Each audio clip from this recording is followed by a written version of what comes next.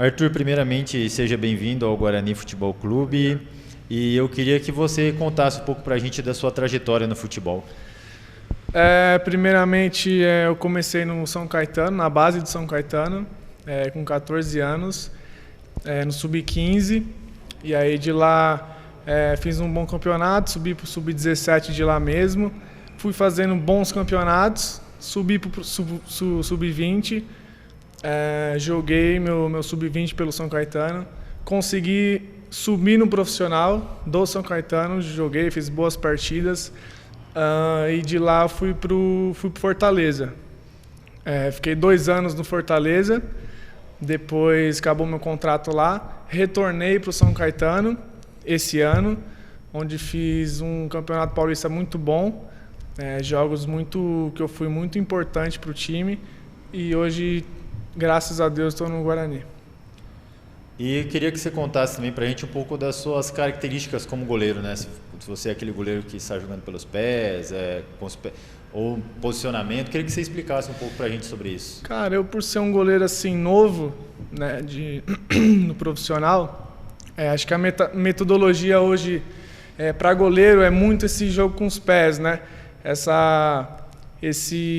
O melhor ataque e a defesa, né? Então, assim, o ataque começa lá desde o goleiro, então essa metodologia sempre foi aplicada para mim, então sempre costumei a trabalhar com os pés em todos os clubes que eu passei, então acredito que eu tenho um ponto positivo, que é saber jogar com os pés.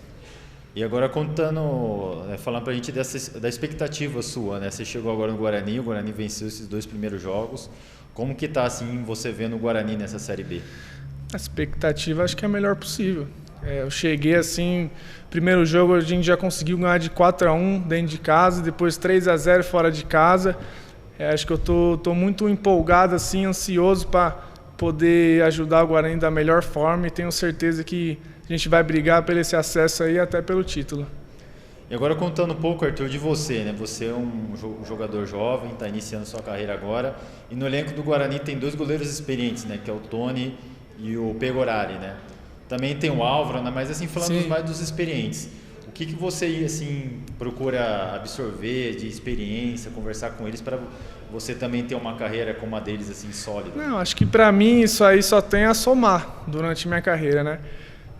Claro que tem os meninos também, o Álvaro e o Vini, que vem treinando com a gente, mas assim, eu procuro mais absorver questão de experiência, jogo mesmo com o Tony e com o Pegorari, né? São excelentes goleiros que passaram por diversos clubes aí, fizeram boas campanhas em diversos clubes, então eu tenho que absorver um pouquinho dessa experiência dele, que tenho certeza que vai ser muito bom para mim durante minha carreira.